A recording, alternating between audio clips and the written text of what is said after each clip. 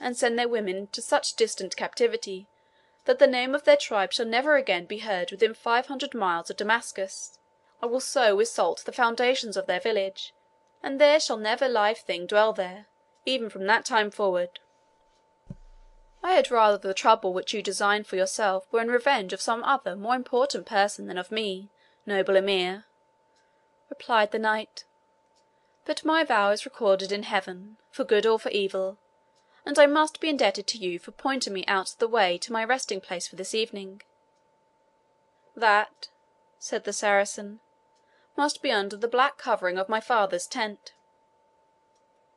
"This night," answered the Christian, "I must pass in prayer and patience with a holy man, Theodoric of Engaddi, who dwells amongst these wilds, and spends his life in the service of God."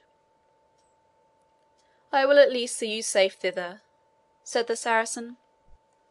"That would be a pleasant convoy for me," said the Christian, "yet might endanger the future security of the good father, for the cruel hand of your people has been red with the blood of the servants of the Lord, and therefore do we come hither in plate and mail, with sword and lance, to open the road to the Holy Sepulchre, and protect the chosen saints and anchorites who yet dwell in this land of promise and of miracle."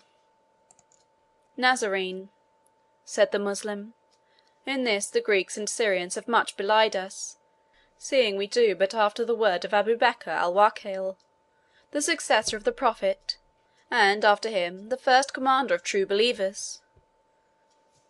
'Go forth,' he said, Yazid ben Sophian, when he sent that renowned general to take Syria from the infidels. 'Quit yourself like men in battle, but slay neither the aged, the infirm, the women, nor the children. Waste not the land, neither destroy corn and fruit trees, they are the gifts of Allah. Keep faith when you have made any covenant, even if it be to your own harm. If ye find holy men labouring with their hands, and serving God in the desert, hurt them not, neither destroy their dwellings. But when you find them with shaven crowns, they are of the synagogue of Satan. Smite with the sabre, slay, cease not till they become believers or tributaries. As the Caliph, companion of the Prophet, hath told us, so have we done, and those whom our justice has smitten are but the priests of Satan.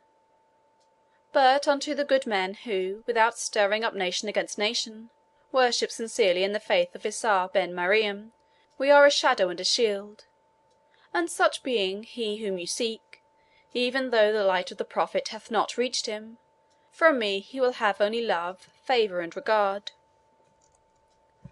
This anchorite, whom I would now visit," said the warlike pilgrim, "is, I have heard, no priest, but were he of that anointed and sacred order, I would prove with my good lance, against Paynim an infidel." "Let us not defy each other, brother," interrupted the Saracen.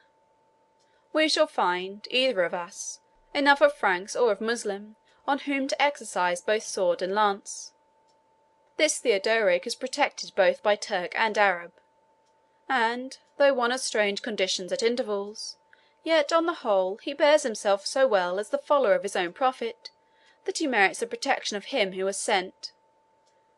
"Now, by Our Lady, Saracen," exclaimed the Christian, "if thou darest name in the same breath the camel driver of Mecca with—" An electrical shock of passion thrilled through the form of the Emir, but it was only momentary, and the calmness of his reply had both dignity and reason in it, when he said, "Slander not him whom thou knowest not, the rather that we venerate the founder of thy religion, while we condemn the doctrine which your priests have spun from it.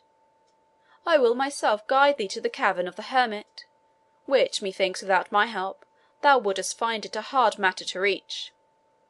And on the way, let us leave to mullahs and to monks to dispute about the divinity of our faith, and speak on themes which belong to youthful warriors, upon battles, upon beautiful women, upon sharp swords, and upon bright armour." Chapter 3